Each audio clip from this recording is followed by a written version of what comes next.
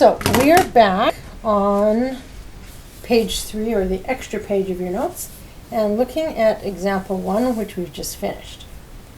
On the earlier page, we did the 5-step process. Here are the entries. So what we did was we noticed there were different sources of revenue. Some wasn't going to be earned right now, like a service warranty. The assurance warranty we can recognize as sales because we're offsetting it with the warranty expense and the liability. So here's kind of what we're matching, the warranty liability. But there was that one piece of $650 unearned warranty revenue. We got paid in advance for work to be done, so it's just an unearned account that you learned in chapter 3 in intro. Then the entries in the future, which I find a little more interesting. Entries in the future, in 2021, that's when the warranty expense for the assurance warranty that your product's okay get done. So they bring equipment in the assurance warranty, we just debit the liability and credit the wages. Why don't we expense it? And I know the long time ago in intro. Because we already expensed it when we earned them. Remember, we match expenses to revenue. Then, in 2022, they bring in equipment for service. So now we're dealing with the service type warranty.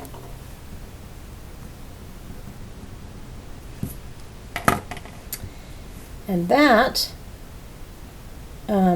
is taken from our unearned warranty revenue, where we've been paid in advance, and now we're finally doing the work for it. And so it goes to warranty revenue, a new kind of account. And also, the service warranty expense has to be recognized to match it with the revenue. So notice these two match expense with revenue, and you also match the expense with the parts. Okay, so hopefully that makes some sense. And we can go on to page, sorry, I've got my pages mixed up here. Page 4.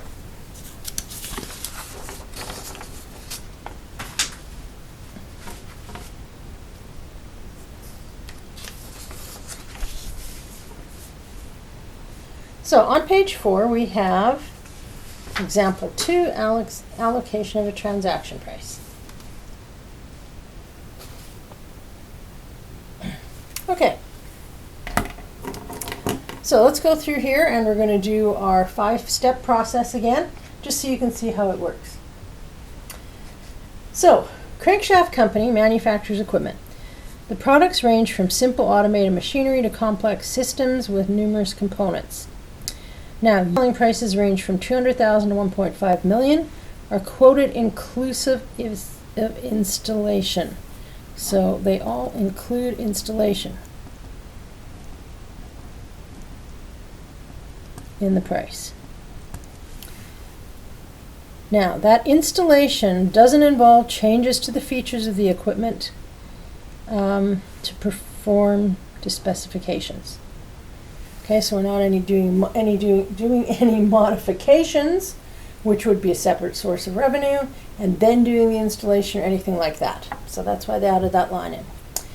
Now, they've got the following arrangement with Winkerbean.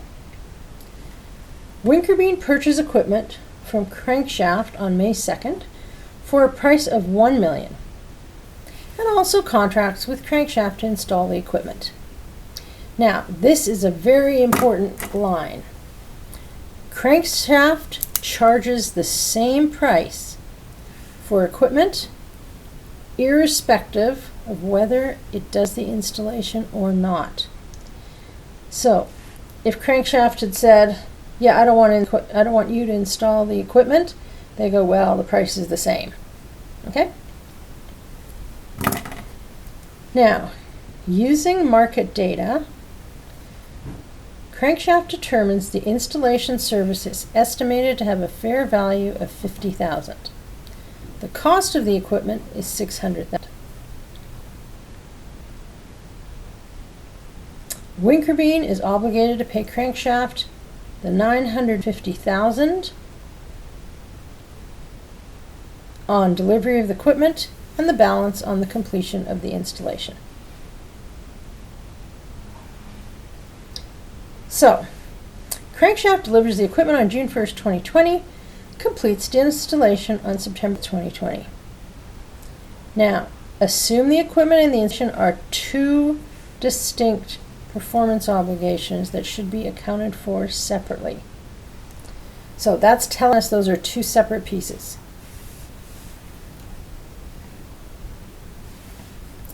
Allocate the transaction price of $1 million among the performance obligations of the contract, round the percentage allocations, and so on. And assume they follow IFRS. So the first thing I want to do is nice and briefly look at the 5 steps for revenue recognition first. So revenue recognition, I don't think I left quite enough room, so I'm squishing it in. So the contract is with Winkerbean. The second thing, what are they going to deliver or give? What are the deliverables? We need the separate performance obligations. Well, we have equipment and installation.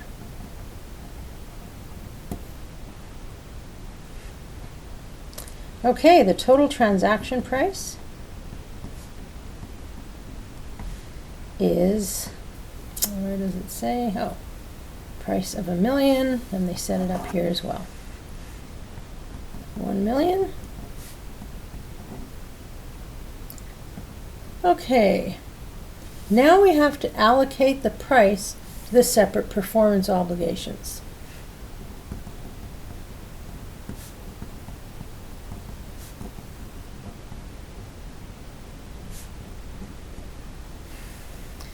So this is all number 4. It's going to take some space. And we're going to use the relative method that you've learned of how to break things down into pieces based on percentages. So here's our issue. Okay, our obligation, start by writing those down. We have to deliver equipment, and we have to do installation.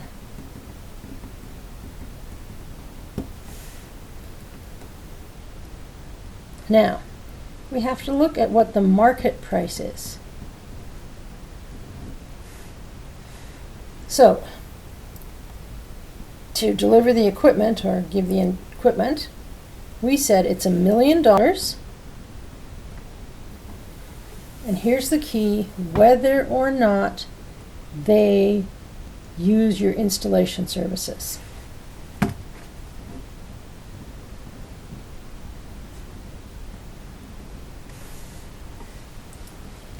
Now,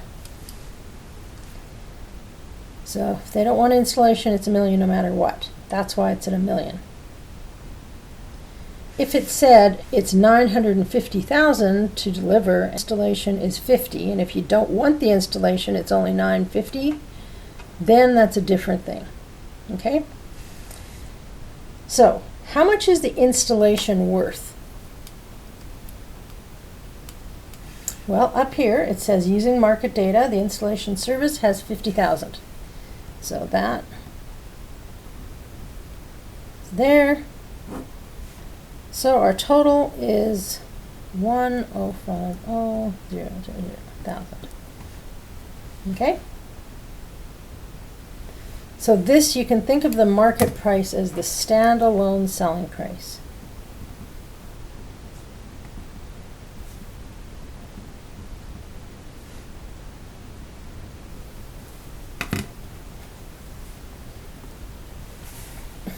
Okay, here's where I said, remember sometimes the numbers are different, so you have to use bridges.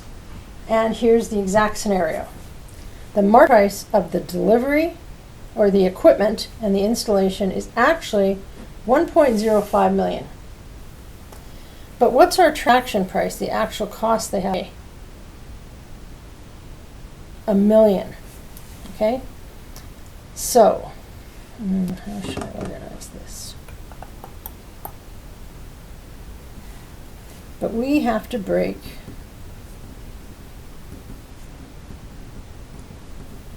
this into two pieces. But the price is different.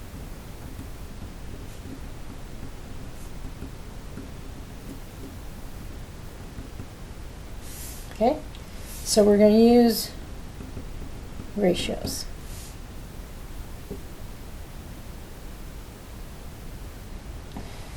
So we're going to have percent calculation here. We're going to have the contract price. And you guys, your table can look whichever way makes sense to you, because you probably did it differently when you did selling a building, equipment, and machinery. Okay, and so then we have allocate. So somehow we have to turn this total into a total here of 1 million in order to make it work properly. So, what percent is a million of 1,000,005? That's what we got to figure it out. So if we take 1,000,000 over 1,000,005, that makes 95.24%. Be really careful, you guys. Round percentage allocations always to 2 decimal places, just like that, and final amounts to the nearest dollar. So then we want to do the same here. Well, we could just subtract from 100%, or the same calculation. So 50,000 divided by 1.05 million gives us 4.76%. And that works out to 100%. It's always got to work out to 100%. Otherwise, you've mixed up. So again, what you're doing, you guys, is saying, oh, look, the actual true price of this plus installation is 1.05. Well, our customer's not paying that much. Often they don't. So, let's say they got a good deal, or you wanted to build goodwill or something.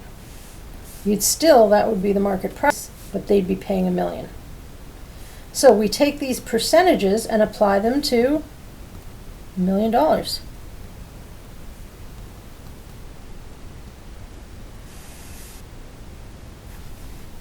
Which is the contract price.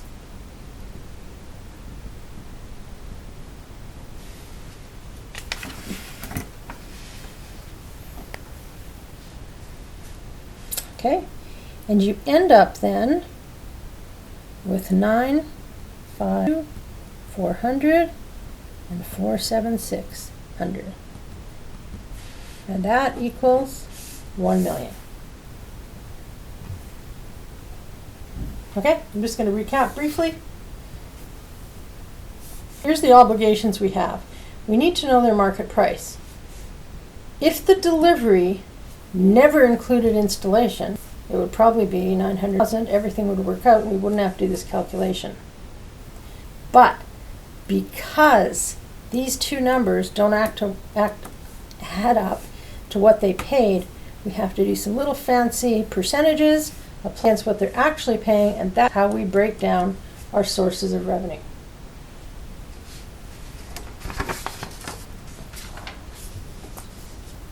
Okay, so on page 5, we're going to continue this question.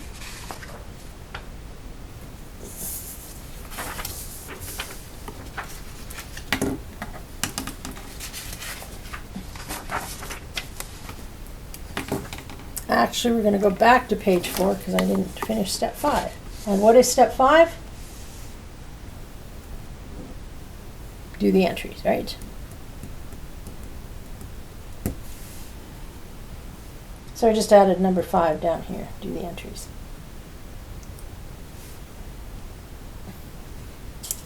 Okay, now on page 5, sorry about that little backtrack. We are supposed to do the entries for May 2nd, June 1st, and September 30th. Technically, this A, should use a pen I haven't used before. So this part right here, step 4, is part A. That's all they were asking for, not to write all this other stuff. You can, but that's what they're actually asking. Allocate the transaction price. Just so you know. Now we're going on to B, where we do May 2nd, June 1st, and September 30th. So,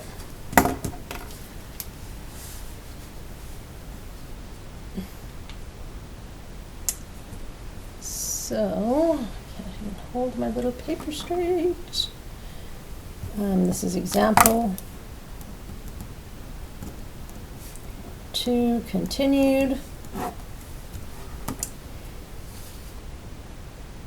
And we need our entries. So let's look at May 2nd. What's happened on May 2nd? Anything?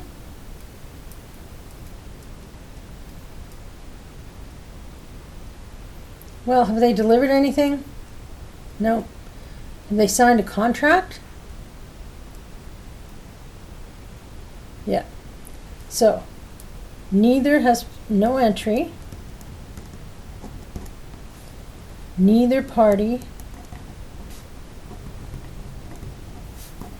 has performed under the contract. And remember, this is IFRS. If it were ASPE, they could very well have recorded because did they pay yet?